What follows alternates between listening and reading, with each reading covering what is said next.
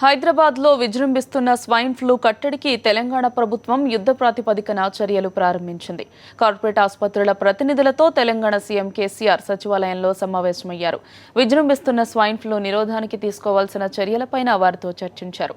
అయితే మీడియాలో చూపిస్తున్నంత స్థాయిలో స్వైన్ ఫ్లూ లేదని, దీనిని నివారించవచ్చని సీఎంకు వారు చెప్పారు. స్వైన్ ఫ్లూ ప్రాణాంతక వ్యాధి కాదని, మందులతో నివారించవచ్చని సీఎంకు సూచించారు. వృద్ధులు, డయాబెటీస్ ఉన్నవాళ్ళు, ఇతర గుండె సంబంధించిన జబ్బులు హార్ట్ ఫెయిల్యూర్ కానివ్వండి, లేదా కొంతమంది స్టెరాయిడ్స్ వాడుతున్న వారికి కానివ్వండి, ఎయిడ్స్ ఉన్న పేషెంట్స్ కానివ్వండి, వారిలో ఇది సీరియస్ అయ్యే అవకాశం ఉంది.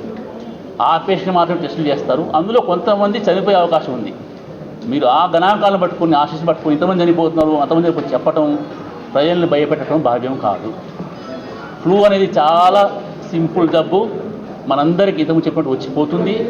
సీరియస్ అయితే తప్పకుండా మంచి మందులు ఉన్నాయి. మా రాష్ట్రంలో అనేక హాస్పిటల్స్లో ఆ ఫెసిలిటీస్ ఉన్నాయి. టెస్ట్ చేయడానికి మన ఐపీఎంలో వసతులు ఉన్నాయి. కాబట్టి మనం అంత భయం పడాల్సిన అవసరం లేదు. ఏ కోశాన కూడా తెలంగాణ కానీ, హైదరాబాద్ కానీ, ఆంధ్రప్రదేశ్లో కానీ ఎక్కడ ఎక్కువ తక్కువ అంటూ లేదు. ప్రతి ప్లేస్లలో ఉన్నది. కొన్ని ప్లేస్లలో డయాగ్నోస్ అవుతుంది, కొన్ని ప్లేస్లలో కావట్లేదు. అంతకంటే ఎక్కువ లేదు. ఒకటి. రెండోది, హైదరాబాద్లో ఇదివరకు 2009లో వచ్చింది, 2010లో వచ్చింది. ఇది మూడోసారి, నాలుగోసారి. ప్రతి చలికాలం వస్తుంది. చలికాలం కాగానే వద్దు బాబు, ఇప్పుడు ఫిబ్రవరి ఇంకో 2 వారాలలో మొత్తం అసలు మీ H1N1 ఉండని కూడా ఉండదు. వ్యాక్సినేషన్ అవసరం లేదు. మాస్కులు ఇప్పుడు కట్టుకోవాల్సిన అవసరం లేదు. ఈ టెన్షన్ పడేది అవసరం లేదు అసలే. ప్లస్ వచ్చిన ప్రతి ఒక్కడు కూడా చచ్చిపోతారా అంటే చచ్చిపోయే డిసీజ్ కాదు ఇది అసలే. వేరే రోగాలుండి ఇది వస్తే అప్పుడేమన్నా ఆ రోగంతో చచ్చిపోయిందా, ఈ రోగంతో వచ్చిందా అని ఆటాప్సీ చేస్తే తెలుస్తుంది.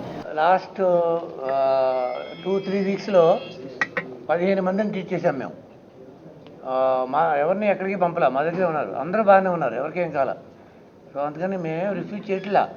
వన్స్ ఇన్ అవే ఎవరికో వాళ్ళ ప్రాబ్లమ్స్ ఉన్న మూలన వాళ్ళు చేస్తుండొచ్చు, కానీ అది పెద్ద ఇష్యూలా చేసుకోకుండా మనం మన పని మనం చేసుకోవాలి. ఇది ఈరోజు స్వైన్ ఫ్లూ అనేది ఉంది, కానీ మనం ఎంతమందికి ఎఫెక్ట్ అవుతుంది, దాంట్లో ఎంతమంది చనిపోతున్నారు.